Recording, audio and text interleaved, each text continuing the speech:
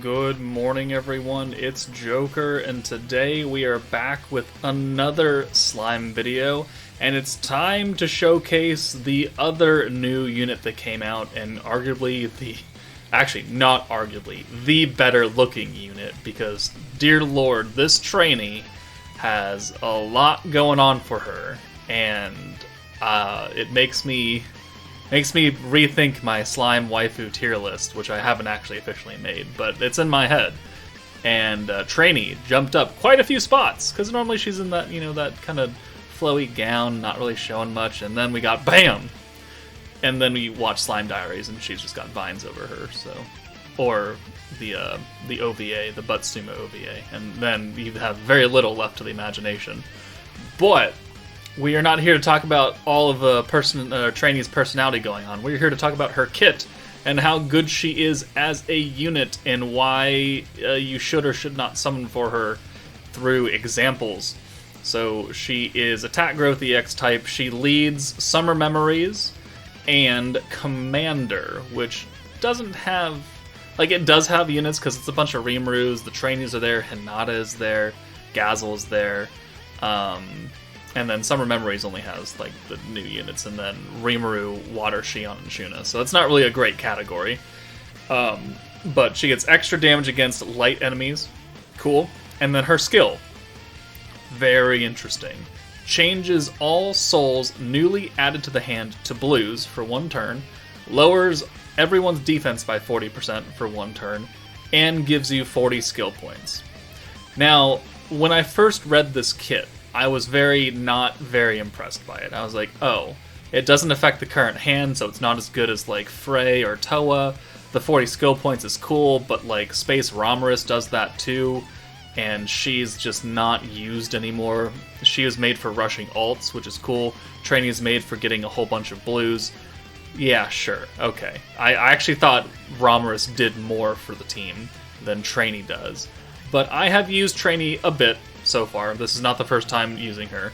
And I'm actually pretty happy with what she can do, because she takes a lot of the RNG away. You are kind of set up for turn 1. Turn 2, you don't have her active, but there are ways you can get around that. And then turn 3, 4, 5, 6, 7, 8, 9, 10, and so forth are just full hands of blues every single turn, non-stop. And that is powerful. So you only have RNG for turn 2. Right? Because turn 1 will be an orb change that's probably set. Turn 2 is where you really got to make some decisions, and then after that, it's just blues on blues on blues. So let's go ahead and check her out in action to see why this unit is actually a lot more fun than I maybe first realized. Inferno 1 of the new beatdown battle, because that's how good this team actually can run. So we've got Treyni, we've got Toa attached because she's 120 and she's giving a physical buff to Dark Milim. We've got Shuna, who's going to hopefully eliminate the RNG for turn 2. Guy, because he's got the ult buff. Milim is physical, so she can get the crit, and he's got the ult buff. Violet for her buffs and blue orb changing if we have to. And then the new Shizu is here to help us out as well. So hopefully we can get everything rolling very, very nicely.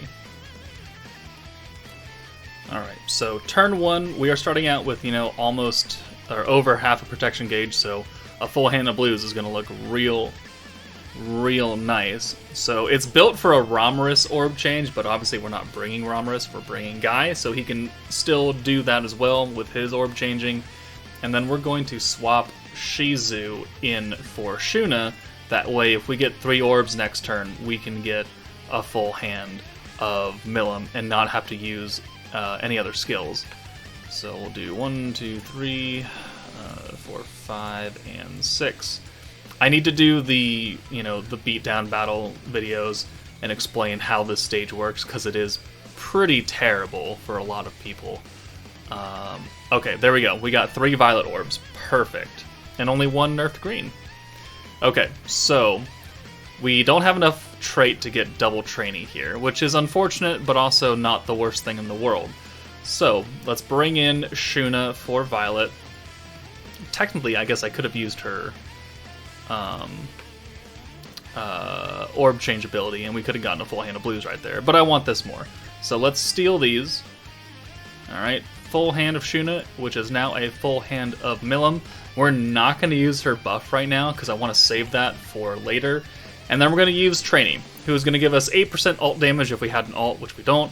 Going to give us 40 points, lower their defense by 40%, and make sure that all the orbs coming in next turn are going to be blues. So let's do this. So it doesn't affect this hand, right? It doesn't, nothing that you do here happens except for the skill points and the defense down. But you can see now that the new incoming orbs are glowing, which means that something is happening to them, because this green is not actually a green. So let's go ahead and send 1, 2, 3, 4, 5, and 6. And that gets us over a full alt gauge for Milim, maximum points, almost another 2 trainees, and we're looking good. 11k right there, almost 12k per hit is good, and you know this is without her attack buffs, so she's going to get a lot higher. So here is a good use of Shizu, because now we have full hand of blues, we have the ult, but I don't want that yet. So let's go ahead and swap that orb. Perfect. So now we have full hand of blues, and now we'll steal from Milim. We'll add the attack and dark attack buff, and then we'll use Treyni again to guarantee that the next incoming 6 orbs, well 5 orbs, are blues, give us 40 skill points, and then we're able to use the weakness strike buff here. So changing all the incoming orbs, lowering their defense, which means we're going to hit harder, and then giving us 40 skill points, which, you know, works like Frey, works like Toa, Hakuro, and it allows you to play with a number of skills more easily. But we're going to get you out of here now, because I don't want any of you up here. So we'll do, so we were doing what, almost 12k a hit, right? Somewhere around there. Now let's see how much damage we do with Milim. So this is the EX ult, 83 points plus double Treyni, looking real nice. 24k. Quite a jump right there. Like double the damage, right? Quite a good jump. And there we go. We have another 5 blue orbs, looking real good. We got defense skill sealed, which is not really that important. But now we're going to swap Milim to the back, because I need to use... actually, hold on. No, actually we don't have to. We have enough. Alright, we're just going to nuke here. So, turn 4, right? We have double Treyni, which is 80 skill points in reserve, plus the 87 that we currently have. We have a whole hand of blue already, so we don't really need to orb change anything. So, we are going to bring in Violet for Shuna, and then we're going to use the alt buff and guaranteed crits for all physical units, which thankfully Milim is physical, and then we're going to use double Treyni. Now, the defense debuff does not stack on each other. It's always 40%, regardless of how many times you use Treyni. But we do get the 40 points every single time we use her, which means now we have 87, which means now we have enough to use Violet's skill, which is 55% ult resistance down and 40% crit damage, which is now activated because Guy gave us crits. And because the buffs on Milim last for 2 turns, we still have the attack and dark attack and the weakness strike from the previous time that we had her up front. And we have just added onto it. So now we have an EX ult, which is then buffed by the 8% from the trait, plus the 80% from Guy, and then they have their defense lowered by 40% and 55% ult resist down. And we'll see how much Milim does with 1 orb, and then we'll send the rest of it, and then we'll kind of giggle.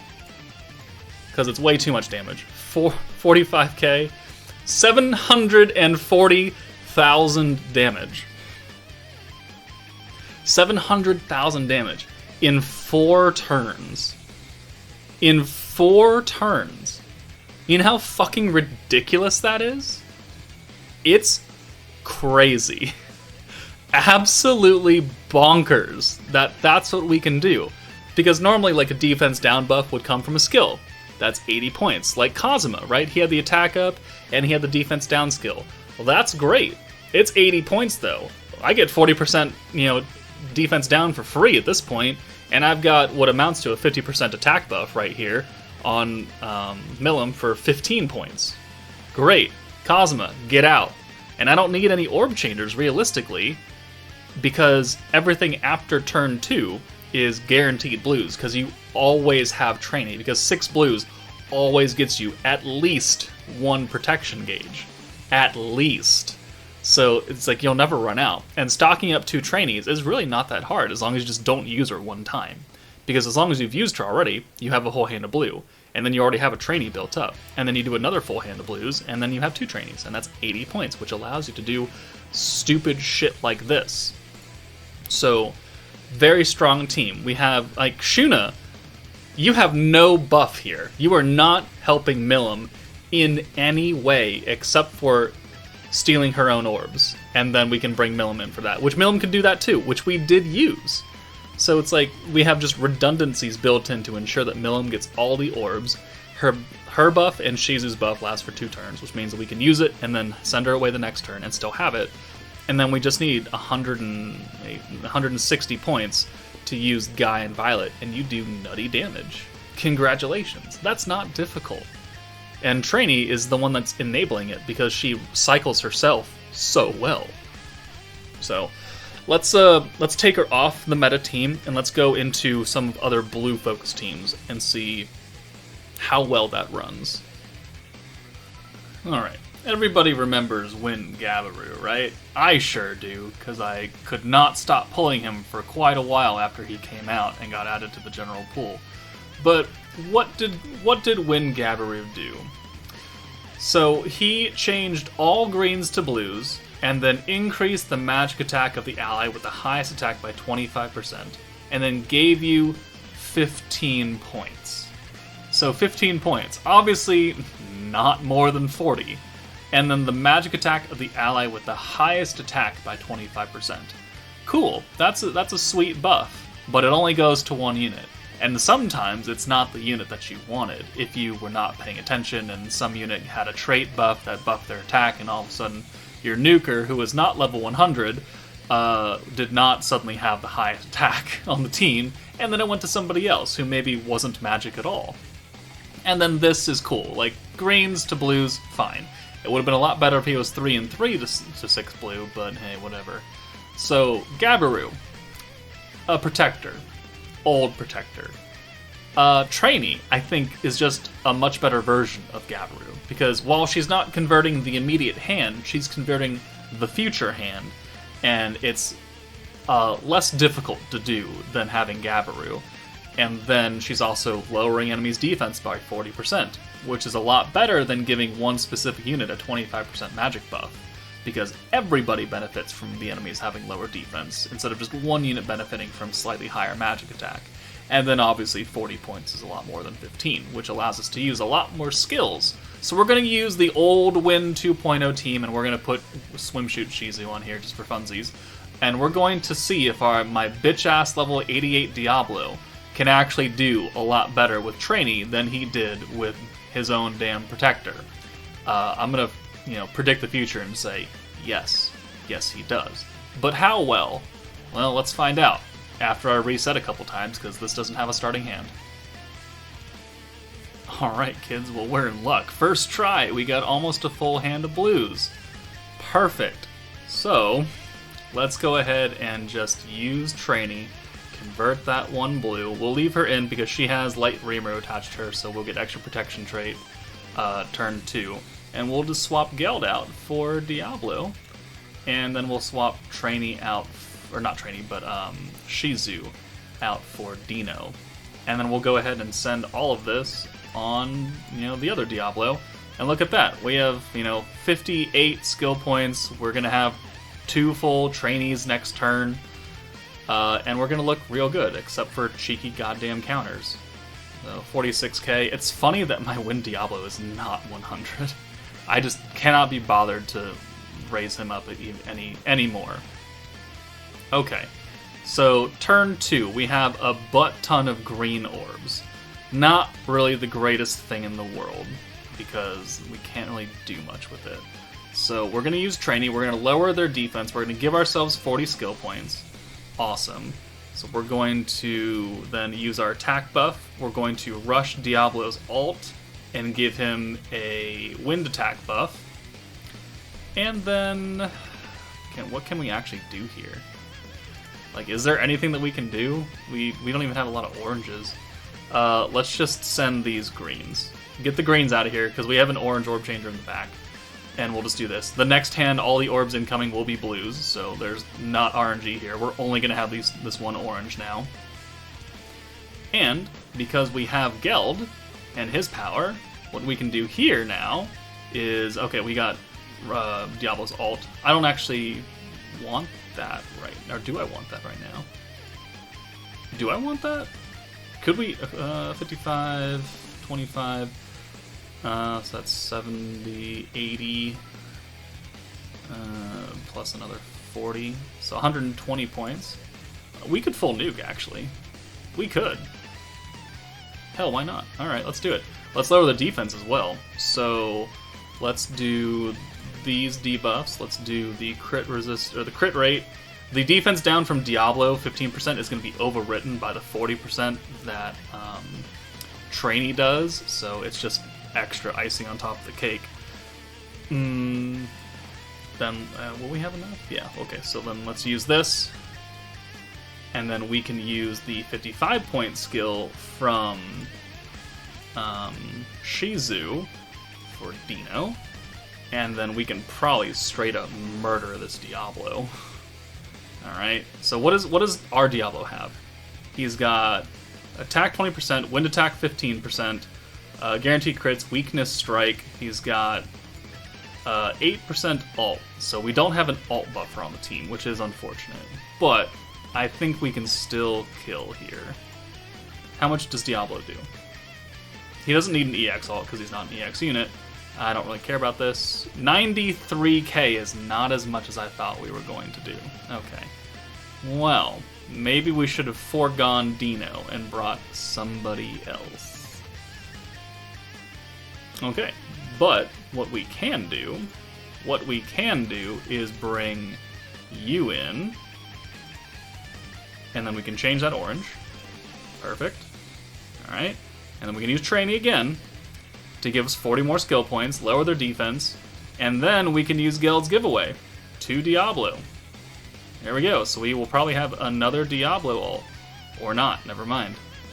But we'll continue sending, and he has all these debuffs still, and we're going to do some good damage to him. Because he also has 40% lower defense. And he is a nut tap away from health. That's unfortunate, but look at the entire hand of blues that we received. And we're getting hurt a little bit. Okay, well, do we get a Treyni ult with this? No, we don't. Okay. Let's do another giveaway for Funsy Onesies. And let's do another Treyni for Funsy Onesies. Because we can just keep cycling Treyni now. And then we'll use the attack buff, because that lasts for multiple turns. We're going to kill Diablo here, and then it's all going to go on to Geld. And let's get Treyni out of here for Dino, because he has more health. Alright. Oh, come on. There we go. Alright, dead. 6,600, 6,700 damage. Alright. And 13,800. And we have another ult plus some. Alright, so we have another 88 points plus 40 from Treyni, plus a full hand of blues. We can do this. So wind resistance, crit resistance, magic resistance down. We'll use Treyni again to lower his defense. And that gives us 48 points to use the guaranteed crits. Or do we use Treyni's buff?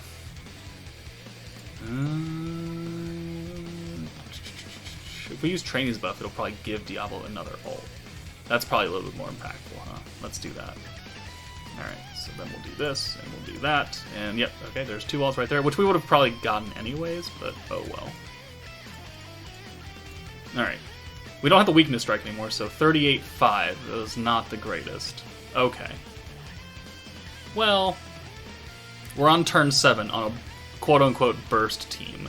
And I think that's just because my Diablo is just a piss-poor excuse as a DPS unit. Okay, well... yeah. Alright, let's use his crit now. We could just continue using Treyni over and over and over. We still have the attack buff, we still have the wind buff, so that's... Oh, poor Diablo. 63k right there, that's a lot better. And then there we go, he's dead. Turn 7, which is not great, but I think that just goes to show how much I dislike this team. Treyni, both Treynis are really good. Geld, really good. Dino, kind of sucks. Diablo is really not that good, but again, I've never had him over level 88 before, so I don't know what a full power win Diablo is like, but I was never really impressed by this team to begin with when it came out originally, and I'm still not impressed by it. But Treyni, Protector Treyni, did her job quite well, which is guaranteeing that every single goddamn turn after turn 2 was blues. Hand over fist, and we always had 40 extra skill points to play with, which is a lot more than, well, it's easier to get than having Toa or Frey because they don't cycle as well. Toa cycles like crap. Frey can cycle efficiently with the green buff going from Isis or Rain, but Frey, blues are blues, right? Blues get protection gauge, and Treyni is protector, so it's really, really easy to get a lot of Treyni. Handfuls of Treyni.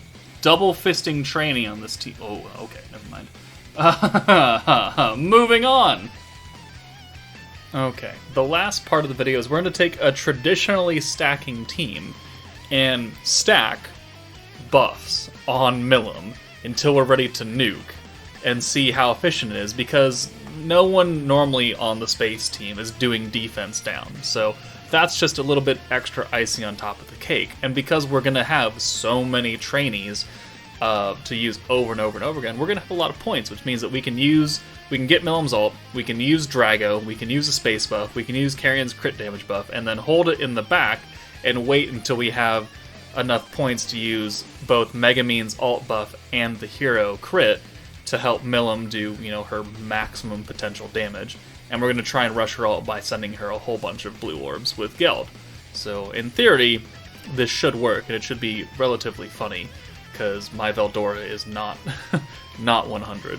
But obviously this is like the first Tempered Edge, so there's no starting hand to begin with, so we'll be back.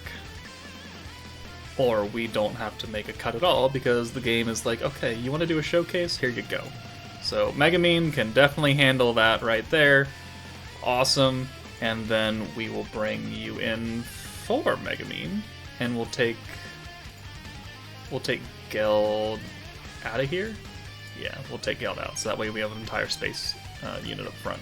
Okay, so 3 Milims. We don't need an EX ult. We've got, almost 2 Treynis, 53 points, but we need to get Milim's ult first, so that's the important thing. 10,000 damage. This is a very not difficult stage. What is this hand? Not a great hand. Tell you that much right now, dear lord. Okay, so Megumin's gonna come back in for the hero. Yep, and we're gonna use her orb change. Alright, and then we're gonna bring Geld in. And it's not gonna be enough to send it all. Let's just use Treyni, and let's just use Geld's normal orb change. Yeah, let's just do that. Or Carrion's, doesn't really matter. So we're gonna have to suffer. Turn 2 always is, a crapshoot, but we've got more points, we've got double Treyni now, and then next turn we can send all of the incoming blues that we're going to guaranteed get, and send them to Milim. So look at that. And Carrion got his attack lowered, so alright, whatever. Let's use Treyni, lower the defense, make sure the incoming hand next turn is full, and then we'll use the send-off to full Milim, and that will get us another Treyni, max points, and then next turn we can use Drago and Space Buff and Carrion Buff, and then send Milim away to the back until we have enough to use the Megumin and hero buff, which is 135 points. So perfect. Ooh, very good actually. So let's do Space, Drago, crit damage buff. Alright. Now you go away. Obviously this is not a difficult stage, by no means. So She only has like 262,000 health. It's not very like impressive to be able to do this, but it is just a showcase of what we can do on really any blue-focused team, as long as the buffs can remain on the nuker. So we'll bring you in, and then we'll use Treyni. That'll be 40 points, so now we can use the other orange orb change that's cheaper. Carrions. Perfect. And, hey, you know what? Let's use the rewind for funsy onesies. It'll just give us more points. So, 1, 2, 3, 4, 5, 6. So, 53 points there. Now, the next incoming hand will be all blues as well, even though it's the rewind, because they're new orbs. And that means we get technically 2 turns of full hands of blues for the price of 1. So the rewind kicks in. Actually 3, because the first one was like that too. So then we got 1, 2, 3, 4, 5, 6. Max points, max Treyni right there. Alright, and then the next turn, the next hand, because it's now the next turn, is also going to be a full hand of blues if they weren't, double alt gauge right here. So that is the power that is rewind plus all these future orb skills. So let's get Geld out of here for Milim. Alright, let's use the crit buff. And then we'll bring Megamine in for Carrion. And then we'll use the... we actually only need to use 1 Treyni. And we'll use the alt damage buff. And we'll be good to go, because Milim still has all of the previous buffs placed on her. She still has Drago, she still has her own attack buff, she has a crit damage buff from Carrion, and she still has a space buff. So now, even though it's only turn 5, we're ready to go, and she has all these resistances, and you know what?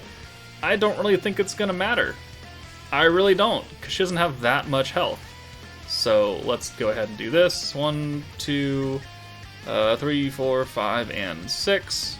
So the hero does 34k, alright. And then Milim, we'll watch this animation. If it doesn't kill, I'm going to be real sad about it. And then maybe we should have waited 1 more turn. But I think it's going to kill. Milim Punch. Does 212 damage while she has magic resistance up. Alright, 5 turns. That was really difficult, guys. It was really, really hard. Stupendously difficult. Oh my god, I'm ripping my hair out right now at the showcase. No, it's actually really good. Alright, okay. I see and I understand why the sweaty tryhards were like, Treyni is actually really good. Because I asked, and they put her, like, right below Frey. Like, they're almost even. And I was like, that is some interestingly high praise for this Treyni, who I didn't think too much of. But now that we've gotten some practice runs with her, we've seen what she can do. Actually pretty impressive. Actually fairly impressive protector. So you know what? I can't really blame you if after watching this video you do want to go summon, because she is useful, and I actually feel like now she may have value after this meta is over for a number of other teams, because it's not difficult to cycle her over and over and over again, which means that if you have stackable buffs, you can just do that, and that can take the place of your stacking team. You're just going to miss, like the 12% attack or 10% attack or whatever the hell, 20% ult damage, whatever. But overall, Treyni is really good. My opinion on her has done a complete 180. I thought she was kind of meh, and now I think she's really cucking good. So if this video has convinced you to do the same, I don't blame you. But again, please be cautious and reasonable with your crystal spending. We're almost now 2 months away from the anniversary. Actually, exactly 2 months away from the anniversary, right? No, hold on. No, math is hard. No, we're still 3 months away. We're exactly 3 months away. So, time to save. But if you want to summon, because Treyni's hot, and she's actually useful, I don't blame you.